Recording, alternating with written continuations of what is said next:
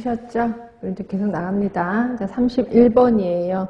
자, 집단 보건교육 실시 시 교육자로서 대처하는 방법으로 올바른 거, 뭐 이런 거 감으로 잡으셔야 돼. 자, 자신이 모르는 질문을 받았을 때 다음 기회에 답변해 주기를 약속한다. 아까 제가 얘기했던 겁니다. 네, 맞아요.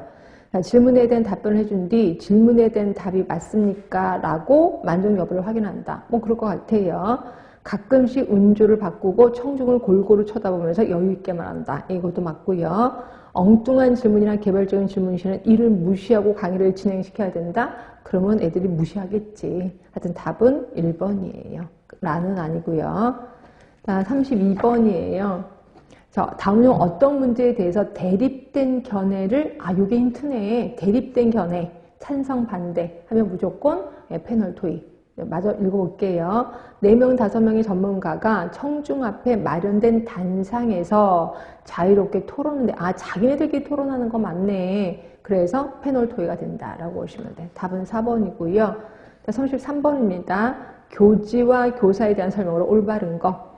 자, 교지는 땅을 얘기하는 거고 교사는 학교 건물을 얘기하는 겁니다. 자, 교지는 높은 곳이 좋아. 그치, 낮아서 찻소리 들고 난리가 나면 골치 아프잖아요. 그래서 학교는 좀 높은 곳에 있는 게 좋습니다. 자, 초등학교에서 그거 하나. 이게 교지, 땅이 있잖아. 학교 건물이요. 학교 그 땅이 있습니다. 이게 담벼락이라고 합시다. 이 중에서 학교 안에도 높은 게 있고 낮은 데가 있을 거 아니에요.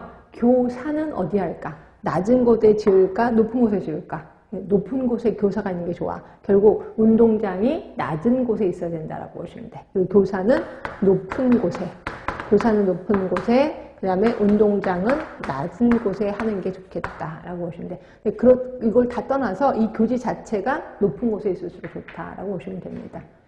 자, 그 다음에 나번을 보시면 초등학교에서 학생 1인당 교사 면적이 5.1 제곱미터. 우리 배운 적 없는데? 이건 잘 모르겠고. 자, 계단의 경사율이 40도. 네, 이거 맞죠? 40도.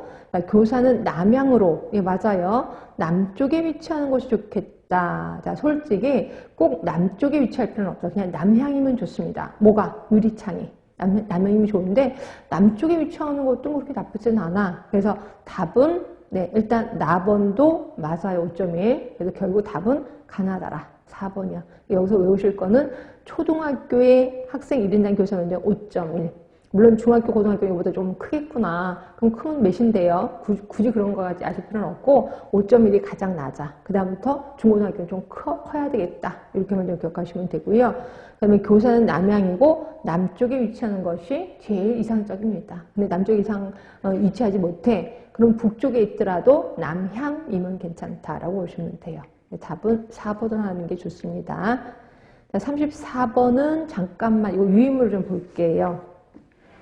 자, 유인물을 보시면 유인물에는 있습니다. 건강 위해성 평가라고 있을 겁니다. 자, 이게 뭔 소리냐면 어떤 집단이나 사람들이 일정 기간 위험한 환경에 노출되어 있을 때 이로 인해서 얼마나 많은 위해도가 증가할 것인가를 예측하는 거야. 결국 내가 어떤 곳에서 일을 해. 근데 수은이 나온단 말이에요. 거기에. 그럼 수은에 오랫동안 노출됐을 때 내가 얼마나 많이 나빠질 건지를 평가하는 거야. 근데 수은뿐이 아니라 다른 것도 마찬가지죠. 내가 어떤 A라는 물질에 노출돼 있어. 그 물질이 나쁜지 좋은지 모른단 말이에요. 처음에는. 근데 그 물질에 오랫동안 노출됐을 때 도대체 얼마나 얘가 나를 나쁘게 해? 이걸 평가하는 거를 우리 건강 위해성 평가라고 하는데 자, 두 번째입니다. 이게 뜻은 아셨을 거고 두 번째 보시면 이러한 건강 위해성을 평가하는 단계가 있어요. 4단계입니다.